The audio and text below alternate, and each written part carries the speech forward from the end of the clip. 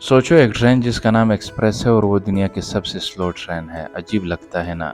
लेकिन इसकी टिकट के लिए लोग महीनों पहले लाइन लगाते हैं। ये ग्लेशियर एक्सप्रेस है, स्विट्जरलैंड के दो खूबसूरत शहर जर्मेट और सेंट मॉरिस के दरमियान चलती है। 291 किलोमीटर का सफर पूरे 8 घंटे में। जानबूझकर इतनी स्लो रखी गई है क्योंकि जल्दी करने से वो सब कुछ छूट जाता है जो रास्ते में है। और वो रास्ता 291 पुलों से गुजरता है, 91 सुरंगों से।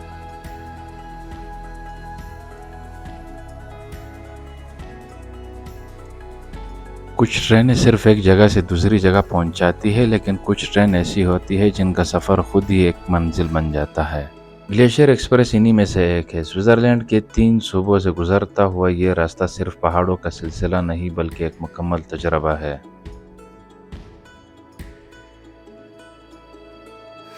जब भी लोग स्विट्जरलैंड के ट्रेन के सफ़रों का जिक्र करते हैं तो बात घूम फिर कर इसी नाम पर आके रुक जाती है। हर ट्रेन की अपनी एक शख्सियत होती है और इस ट्रेन की शख्सियत इसकी पैनोरामिक क्लासेस में छुपी है। शीशे की वो खिड़कियाँ जो सिर्फ सामने नहीं बल्कि ऊपर भी देखने देती है, जैसे किसी ने जानबूझकर आसमान को भी तस्वीर का हिस्सा बना दिया हो।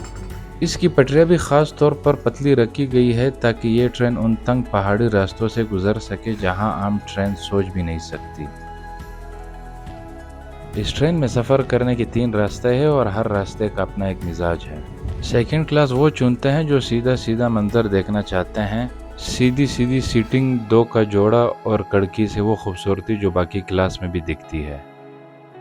फर्स्ट क्लास थोड़ा आराम देती है, कहीं 2 सीटों का जोड़ा और कहीं 1, साथ में हर सीट पर बिजली के कनेक्शंस भी। लेकिन अगर बात लग्जरी की हो तो नाम आता है एक्सीलेंस क्लास का, जहाँ सिर्फ ही वीआईपी मुसाफिरों के लिए जगह रखी गई है। हर सीट खिड़की के साथ गारंटीड होती है। यहाँ सीटिंग ऐसी रखी गई है कि हर कोई खिड़की के करीब बैठा है और हर सीट के साथ एक आईपैड मिनी भी मिलती है, जिसमें रास्ते का नक्शा और एक हेडसेट के जरिए पूरी कहानी सुनाई जाती है। ये भी तजुर्बे का एक बाब है। स्टैंडर्ड और फर्स्ट क्लास में बैठे मुसाफिर अपनी ही सीट पर बैठकर खाना और मशरूबात मंगवा सकते हैं, चाहे वो पहले से तयशुदा मेन्यू हो या लाकार्ते से अपने पसंद का इंतखाब।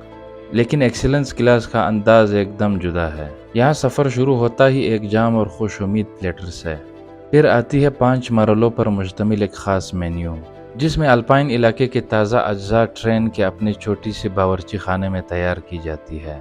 बहुत से लोग ये सफ़र जर्मेट से शुरू करते हैं। मेरा सफ़र वहाँ से नहीं हुआ। मैंने अपनी कहानी विस्प से लिखनी शुरू की। वहाँ से ट्रेन पहले बिर्ग पहुँचती है।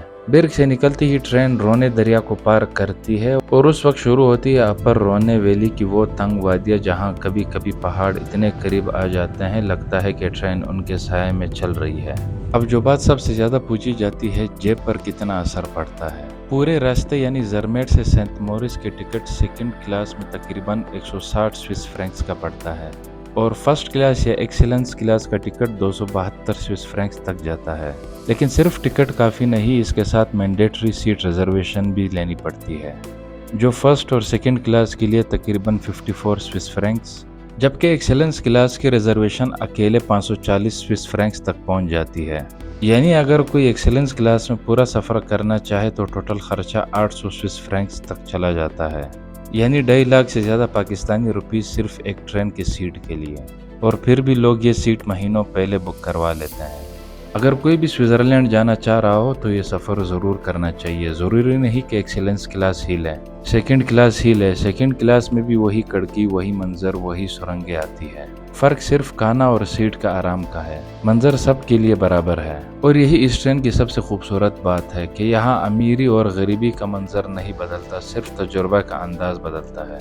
और अगर इस सफ़र ने आपके अंदर भी वो कशिश पैदा की थी जो मुझे हुई थी, तो मैंने अपने चैनल पर और भी ऐसे सफ़र महफूज किए हैं, एक अपनी जगह अलग कहानी सुनाते हैं। गोतार्ड पैनोरामा एक्सप्रेस का वो रास्ता है जहाँ ट्रेन और कश्ती दोनों एक ही सफ़र का हिस्सा बनाती है। और आल्पन एक्सप्रेस स्विट्ज़रलैंड के उन खामोश कम देखे गए इलाकों से गुजरती है जिन्हें लोग अक्सर नज़रअंदाज कर देते हैं। बर्निना एक्सप्रेस तो शायद इस दुनिया का वो एक और सफ़र है जो खुद यूनेस्को की फहरिस्त में शामिल है। برفیلی چوٹیاں اور اٹلی کے سرحد تک وہ منظر جو لفظوں میں بیان کرنا مشکل ہے۔ پھر ہے لوزرن سے انٹرلیکن تک کا وہ خوبصورت سفر، جھیلوں اور پہاڑوں کے درمیان سے گزرتا ہوا، اور انہی میں سے ایک یادگار تجربہ، ایک اصل بھاپ والی سٹیم ٹرین کا سفر جسے وقت کچھ دہائیوں پہلے چلا گیا ہو۔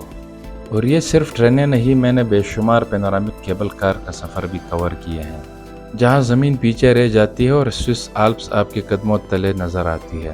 اور اگر آپ کو یہ سفر پسند آئے، میرے چینل پہ یہ صرف ایک شروعات ہے۔ وہاں جائیے، دیکھیے اور خود فیصلہ کیجیے کہ سوئٹزرلینڈ کا کون سا سفر آپ کو سب سے زیادہ اپنی طرف کھینچتا ہے۔